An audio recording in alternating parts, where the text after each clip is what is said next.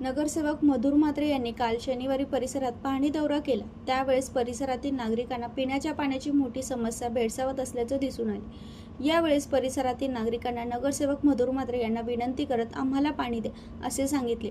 तर गेल्या कित्येक वर्षापासून जो विकास व्हायला पाहिजे होता तो झालेला नाही, म्हणून ही वेळ आज परिसरात आलेली आहे। जोपर्यंत वार्डातील नागरिकांना पाणी मिळणार नाही तोपर्यंत मी गप्प बसणार नाही असे मधुर म्हात्रे यांनी प्रसार माध्यमासोबत बोलताना सांगितले। नाव राजेंद्र जयस्वार, मी ओमकार दर्शन सोसायटीमध्ये राहतो आणि आमचा गेल्या 10 वर्षापासून आम्हाला पाणीचा खूपच प्रॉब्लेम आहे।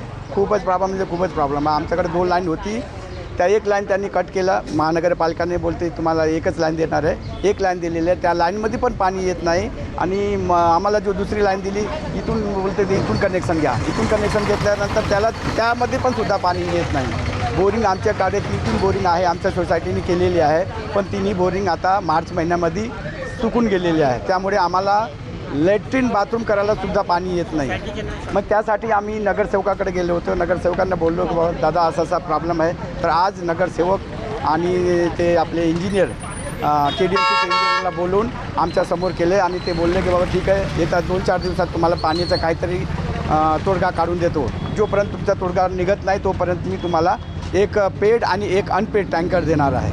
मग बोललो ठीक आहे, आम्ही याच्यावर थोडी आता हे केलेलं आहे बाबा, ठीक आहे। नगरसेवक आता म्हणताय त्यांची पण आम्ही हे करू। त्यासाठी आमच्या नगरसेवकाला सर्वप्रथम आम्ही त्यांना धन्यवाद देतो की आमच्या बोलण्यावर ते आले इथं आपले आणि येऊन आमची समस्या ऐकून घेतली आणि त्याचा तोडगा काढायचा प्रयत्न केला।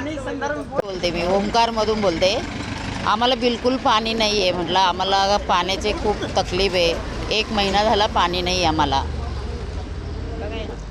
बोलले ते कनेक्शन बघू बोलले आपण, नाहीतर मग रोजचे एक टँकर टाका बोललं तर हो बोलले ते। माझं नाव करुणा मुरकुटे आणि मी ओमकार दर्शन बिल्डिंगमध्ये राहते।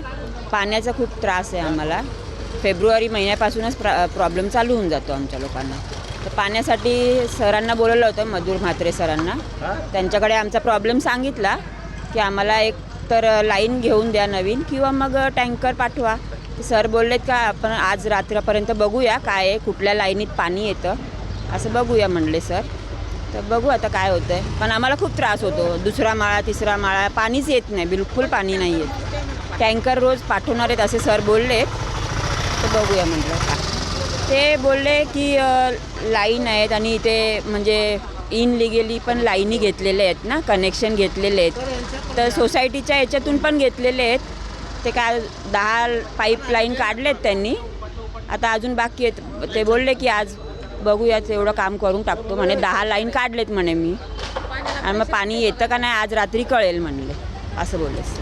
सर्वप्रथम तर मागच्या 1 ते 1.5 महिन्यापासून तुम्ही बघताय की पूर्ण कल्याण पूर्वमध्ये पाणी टंचाईची भीषण समस्या निर्माण झालेली आहे। आपल्याला येणारं जो पाणी आहे 12वे पंपिंग स्टेशनवरून, त्याचा दाब कमी जास्त झाल्यामुळे त्याचा परिणाम खडेगोलवली पाण्याच्या टाकीवर सगळ्यात जास्त होत आहे। कारण की दिवसातून आपल्याला 8 ते 10 वेळा ही पाण्याची टाकी भरायला असते, परंतु प्रेशर नसल्यामुळे प्रॉब्लेम खूप होतो आहे। आणि त्याचबरोबर खडेगोलवलीची पाण्याची टाकी ही 30 ते 35 वर्ष जुनी आहे। इथे टाकलेल्या लाईनसुद्धा 30 ते 35 वर्ष जुन्या आहे।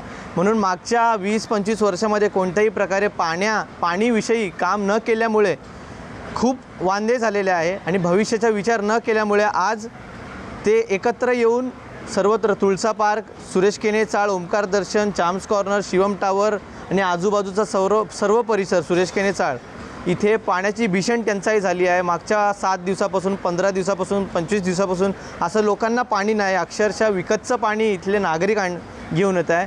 आम्ही वारंवार KDMCपर्यंत ही बाब पोचवली आहे, पाणी झाली आहे। आज इंजिनियर आले होते तेव्हा त्यांनी आम्हाला आश्वस्त केले की येणाऱ्या 2-3 दिवसामध्ये काही करून पाणी सोसायट्यांपर्यंत पोचेल। तो तात्पुरती आपल्याला टँकरची व्यवस्था ते करून देत आहेत। परंतु जरपर्यंत खडेगोलवली विठ्ठलवाडीचा पाणी प्रश्न संपुष्टात येत नाही, नवीन अमृत योजनेच्या टाक्या चालू होत नाही, तोपर्यंत हा संघर्ष असाच सुरू राहणार आहे असं मला वाटतं आहे। आणि त्याच्यासाठी लोकप्रतिनिधी म्हणून जे काही लागेल, जे काही कुठेही पाठपुरावा करायचा असेल त्याला लवकरात लवकर आम्ही महापालिकेमध्ये हा विषय मांडू, प्रत्येक स्तरावर आम्ही हा विषय मांडू आणि इथला पाणीचा प्रश्न आहे तो कायमस्वरूपी येत्या काळात आम्ही संपुष्टात आणू। स्थानिक नागरिक बोलत आहेत 10 वर्षापासून आम्ही वंचित आहोत. या 5 वर्षामध्ये ते वंचितपासून दूर राहतील का?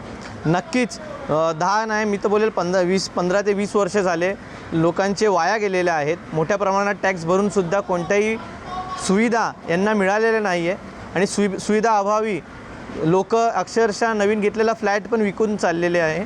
परंतु मी त्यांना आश्वस्त करतो की येणाऱ्या 5 वर्षात खडेगोलेली विठ्ठलवाडीचं चित्र बदललेलं असेल आणि मोठ्या प्रमाणात सोडून गेलेले लोक पण परत येतील अशी विठ्ठलवाडी बनवण्याचा माझा संकल्प आहे. विशाल वाघमारे, जनशक्ती कल्याण.